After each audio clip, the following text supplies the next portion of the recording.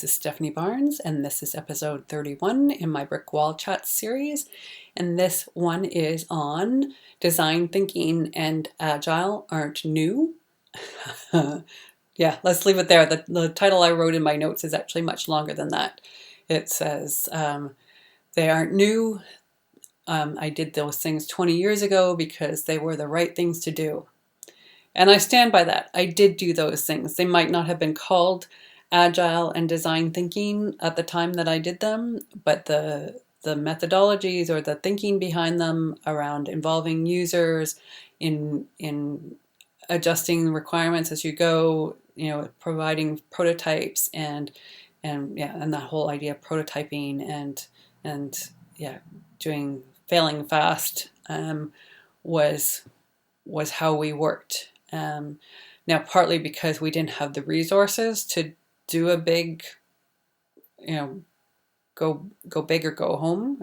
We only had small budget and small amounts of people to work on it, so we had to take things in small bite-sized pieces and go back and forth with the users and get their input and their thoughts and understand what they were trying to do and how they were trying to use the technology.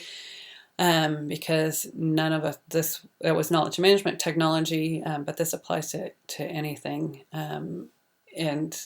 We asked them what they wanted the technology to do, how we could support them, and then worked with the technology to do that, to support the business, to support the organization. So, and taking this approach, I went from 100 people in a pilot at the start of it to just under 7,000 people using the platform 3.5 years later.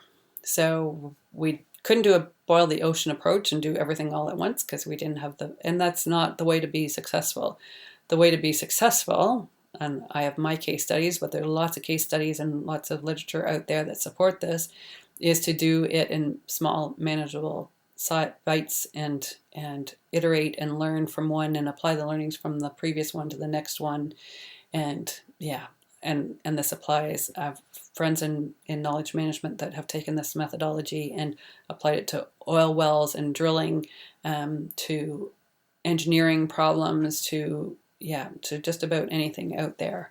It's just a matter of taking this being agile and iterating and asking the users for input rather than having the ego to say that I know how you need to do it, when in fact you don't have any clue about the ins and outs of a business process that you're meant to be rolling out some technology to support.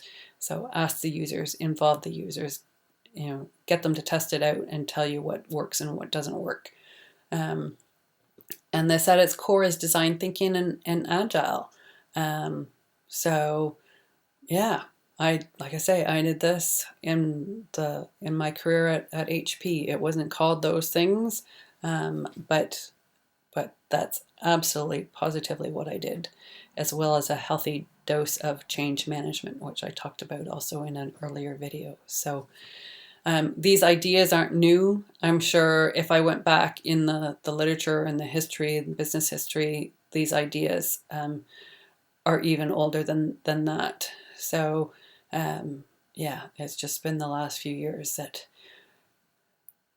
people have collected around these ideas because of the technologies made it more available somehow, and there's been more people yelling about it in social media and creating buzz about it in social media that wasn't there before, that was more restricted before to universities and people with MBAs and people with access to the knowledge. So it's more available now, but that doesn't mean that some of these ideas haven't been around for a good long time.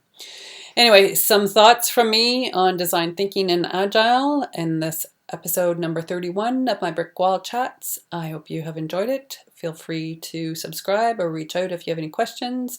And thanks a lot for listening and watching. Bye.